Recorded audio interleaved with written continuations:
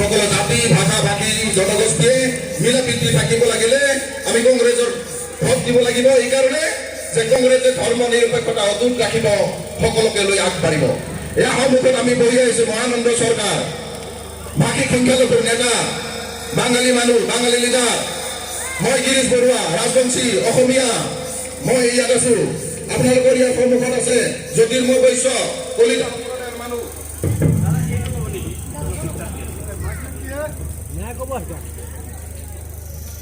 আপোনালোকে ইয়াত দেখিছে আপোনালোকৰ সম্প্ৰদায়ৰ মানুহ চিনি পায় নে নাপায়? মণ্ডল প্ৰেচিডেণ্ট। গতিকে এই বেলেগ দলত এনেকুৱা দেখা নাপাব। কোনো কাষ্ট কমিউনিটি সকলো জাতি জনগোষ্ঠীৰ ভাষা মানুহ বেলেগ দলত দেখা নাপাব। আৰু তেওঁলোকে এই কাৰণে হিংসাৰ ৰাজনীতি কৰিব বিচাৰিছে বিজেপিয়ে। এতিয়া এটাই মাত্ৰ উপায় যে ওপৰ আছামৰ পৰা লোৱাৰ আছামৰ পৰা মধ্য অসমৰ সকলোতে কংগ্ৰেছৰ জয় জয় মই হৈছে নে হোৱা নাই? য'ত গৌৰৱ কৰিব গৈছে লাখ লাখ মানুহ হৈছে নে হোৱা নাই? আমি কংগ্ৰেছৰ মিটিং কৰিছো, সাধাৰণ ইয়াত কোনো নেতা অহা নাই, ডাঙৰ নেতা অহা নাই। গিৰীশ বৰুৱা কংগ্ৰেছৰ প্ৰাৰ্থী, না চিনাকি আছে না নাম আছে নেকি? কিন্তু কংগ্ৰেছৰ মিটিঙত গোটেই অসমত গোটেই বঙাইগাঁৱত চাৰিওফালে কংগ্ৰেছৰ জয় জয়ময় অৱস্থা। শিৱনশিলত মিটিং মাতিলে কংগ্ৰেছৰ, এতিয়া চকাপাৰাত মিটিং মাতিলে কংগ্ৰেছৰ। গোটেই গাঁওবিলাক এজিপিৰ পৰা আহি যিবিলাকে ৰাজবংশী এৰিয়া আছে অসমীয়া বুলি দাবী কৰিছিল তেওঁলোকে এতিয়া কংগ্ৰেছ কৰি আছে। সকলোৱে কংগ্ৰেছ কৰিছে আৰু কংগ্ৰেছ কৰিব। আৰু বঙাইগাঁও বিধানসভা সমষ্টিত এইবাৰ কংগ্ৰেছৰ বিধায়ক হ'ব। ইয়াত কোনো দুৰ্মত নাই। মাত্ৰ আপোনালোকৰ কেইদিনমানৰ কাৰণে আশীৰ্বাদ লাগে, সহায় সহযোগিতা লাগে যে আপোনাক যাতে ভুল পৰিচালিত কৰিব নোৱাৰে অসম গণ পৰিষদ দলে। তেওঁলোকে আহিব, আমি বিজেপিৰ লগত নাই। আমাৰ ছবি প্ৰতীক কি? হাতী। হাতী ভোট দিয়াৰ কাৰণে ক'ব নে নক'ব? হাতী ভোট দিয়াৰ কাৰণে ক'ব? আহিবনে মানুহ? হাতী ভোট দিয়া মানে কাক ভোট দিয়া হ'ব? বিজেপি ভোট দিয়া হ'বনে নহ'ব? এই যে চক্ৰধৰ দাস ডাঙৰীয়া আহিছে ফুলকবিলৈ, তাক ভোট দিলে কি ক'ব? তেওঁ ফুলকবিৰ ছবি আৰু ফটোৰ ছবি একাকাৰ কৰিছে নে কৰা নাই? কৰিছে নে কৰা নাই? বিজেপি জিন্দাবাদ দিয়ে নে নেদে? বিজেপি জিন্দাবাদ দিয়ে নে? চক্ৰ দাস জিন্দাবাদ দিয়ে, তাৰপিছত বিজেপি জিন্দাবাদ দিয়ে নে নেদে? আপোনালোকে ভোট দিব? চক্ৰ দাসক ভোট দিব? আমি ভোট কাক দিম সেই কথাটো আপোনালোকে সিদ্ধান্ত লৈছে মই জানো। আপোনালোকে লৈছে, গোটেই অসমৰ ৰাইজে লৈছে। গতিকে মই বেছি দীঘলীয়া বক্তব্য নাৰাখো। অলপ পিছতে আমাৰ ধৰ্মীয় অনুষ্ঠান আপোনালোকৰ আৰম্ভ হ'ব। আপোনালোকৰ পৰা আশীৰ্বাদ বিচাৰিছো মাত্ৰহে। কংগ্ৰেছৰ বিহাগ লাগে আৰু অসমত কি লাগে? আমাক কংগ্ৰেছৰ চৰকাৰ লাগে। মুখ্যমন্ত্ৰী কাক লাগে?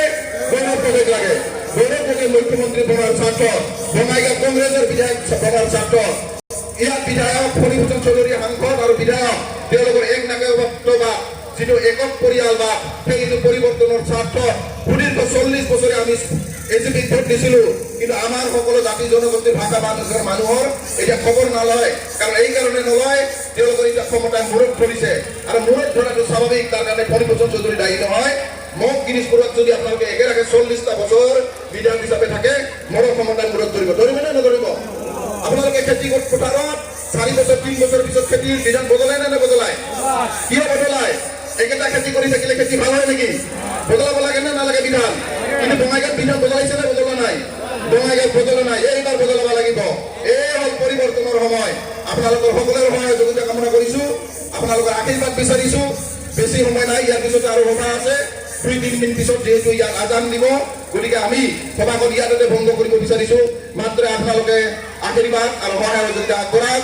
আমি অসমত কংগ্ৰেছ চৰকাৰৰ জৰিয়তে সৰ্বসাধাৰণ মানুহৰ কৰ্ম সংস্কৃতিৰ পৰা আৰম্ভ কৰি মিলা প্ৰীতিৰ পৰা আৰম্ভ কৰি স্বাস্থ্যৰ পৰা শিক্ষাৰ পৰা যাতায়াতৰ পৰা সকলোবিলাক আমি এক কৰিম, সকলোৰে কাৰণে সমান কৰিম আৰু অসম এখন পূৰ্ণাংগ নতুন অসম বৰ অসম কৰিম। বৰ অসম কোনে কৰিব? গৌৰৱ গগৈৰ নেতৃত্বত কৰিম। বৰ অসম কোনে কৰিব? গৌৰৱ গগৈ কৰিব, হয়নে? বৰ অসম কোনে কৰিব?